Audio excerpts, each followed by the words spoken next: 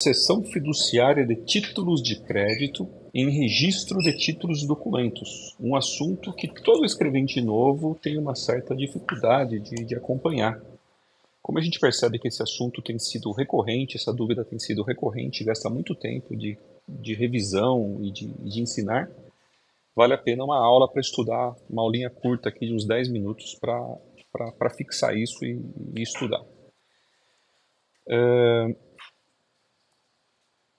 Quando Quando chega no registro de títulos e documentos ou uma cédula de crédito ou um instrumento particular de, de cessão fiduciária,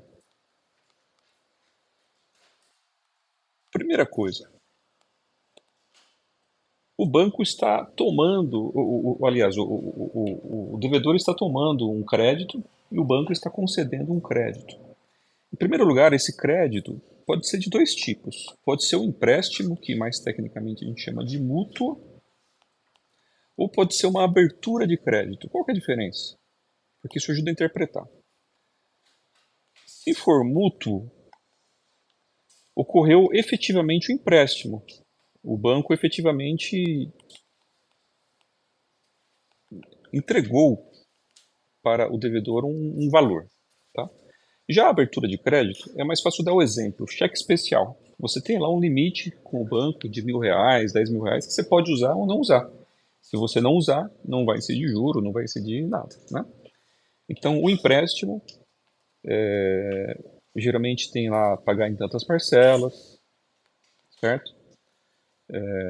E por aí vai. Na abertura de crédito, nem sempre, se você ficou negativo no cheque especial, nem sempre fica claro. Você tem que pagar isso em tantas parcelas, nem sempre isso fica claro no documento. Mas o que mais gera problema e dúvidas são as garantias. Para que serve o registro em títulos e documentos? Para produzir efeitos perante terceiros. Se a gente não entender por que a gente está registrando, a gente não vai conseguir entender como é que qualifica. Então, efeitos perante terceiros. Vamos dar um exemplo primeiro. Se não fosse uma cessão fiduciária, se fosse uma alienação fiduciária de uma máquina lá. Tem uma máquina lá numa indústria e a empresa ficou em dívida, vem aqui um oficial de justiça em razão de uma dívida, de uma execução, e quer penhorar esse bem.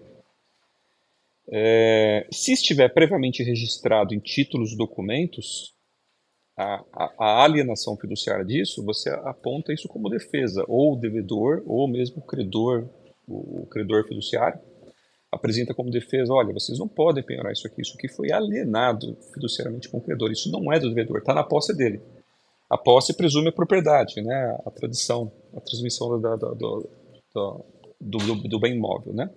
Porém, exceções é quando existe um registro prévio a seu tempo feito nisso.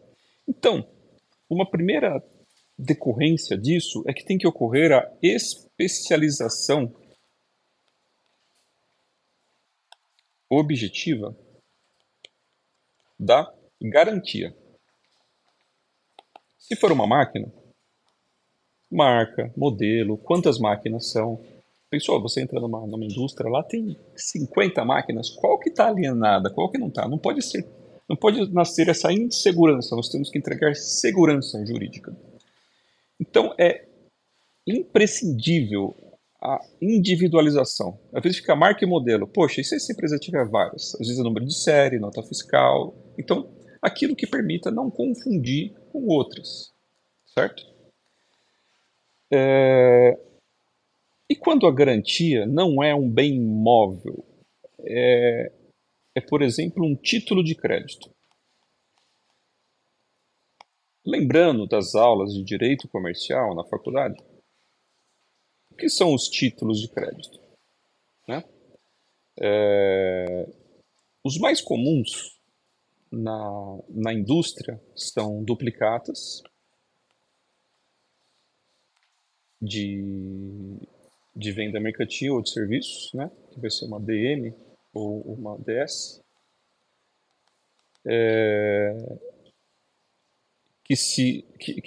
Então, por exemplo, uma indústria fez 100 vendas, então ela gerou obrigatoriamente por lei 100 duplicatas, que depois vai gerar uma nota fiscal atrelada a ela. A nota fiscal serve para fins fiscais, a duplicata serve para fins comerciais, para circular aquele crédito. Como assim? Se a empresa tem 100 duplicatas em carteira que ela vai receber ao longo de alguns meses, ela pode ceder essas duplicatas para o banco. Como o banco já faz a cobrança, já manda boleto, já protesta ou não, de acordo com o caso, o banco está administrando aquela carteira para o devedor. Então, essa carteira de, de duplicatas que já está em posse do banco, geralmente é o que se dá em garantia. O problema é a especialização. E se eu dei em garantia metade das duplicatas? E se eu dei só uma parte e eu dei todas? Como é que resolve esse problema depois, quando ocorreu uma penhora daquele crédito? O certo é especificar a duplicata. O ideal é duplicata, número dela, data de emissão, vencimento dela, quem que é o devedor dela, geralmente é um cliente que vai pagar a prazo, né? Se tiver só um número, talvez já está bem identificado, mas a melhor segurança é se tiver todos esses elementos. O problema é que a maioria dos documentos que chegam aos cartórios para registrar não tem essa especificação. Só fala lá, por exemplo, eu estou com um caso aqui em mãos. Títulos em que o cedente figura como credor, entregues ao credor ao banco tal. Se ele disser que é todos, pelo menos, todos é todos. Já tem uma especialização. Tudo é tudo. Então já ocorre uma solução se isso acontecer. Uma outra maneira é dizer o seguinte: como as duplicatas elas circulam, na data da emissão tinha 100 duplicatas. Um dia depois já venceu algumas, já teve venda nova. Então isso é um negócio que se renova. Isso muda todo dia a relação de duplicatas que está com o banco. Uma outra maneira é uma cláusula dizendo que são todas e que isso ocorre de forma rotativa, por exemplo. Rotativo por quê? Surge uma nova duplicata que o cliente pagou, ela se extinguiu o crédito, por exemplo, já caiu na conta do cliente do banco, mas ele fez novas vendas, então surgiu uma nova duplicata no lugar daquelas que saíram. Isso é rotativo.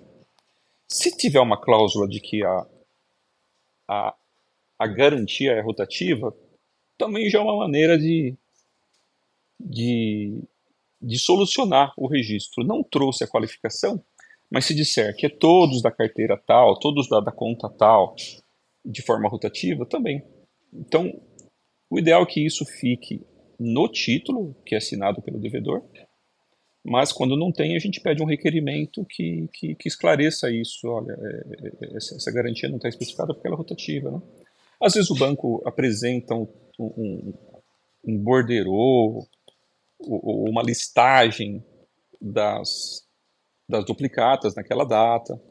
Então tem várias maneiras de solucionar. Então o cartório deve solucionar. É necessário apresentar a especificação da garantia. Agora, um outro problema que todo mundo cai numa pegadinha. Uma coisa é o objeto da cessão fiduciária. Outra coisa é a obrigação garantida. Como assim? Se você tem um cheque especial, a sua obrigação garantida, você está lá R$ 5.000, por exemplo, negativo no cheque especial, a sua obrigação garantida é seu cheque especial. Isso não é a garantia. Você está dando um outro bem em garantia, seu carro, uma máquina duplicata, para garantir essa obrigação. Então aqui é a garantida. Se eu fosse usar um trocadilho aqui é a garantida. Aqui seria a garantidora, os bens garantidores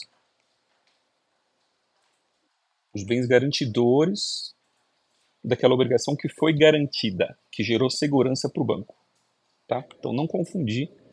Não adianta, não, veio aqui especificação, vai ser comprada a máquina tal, mas é a mesma máquina que foi dada a garantia. Às vezes compra uma máquina, que é obrigação garantida, as parcelas dela, mas você está dando em garantia uma outra máquina. Nem sempre tem que dar a mesma máquina, certo? Então, tá aí uma visão geral. Se tiver dúvidas, comenta aí, manda perguntas. Eu sou o professor Marlon de Brito, com o canal no YouTube, é o professor Marlon de Brito, oficial de registro de imóveis, títulos e documentos de pessoas jurídicas, no interior de São Paulo, com 30 anos de experiência em gestão extrajudicial. Compartilhe com quem possa interessar, com seus colegas de trabalho. É isso aí. Obrigado.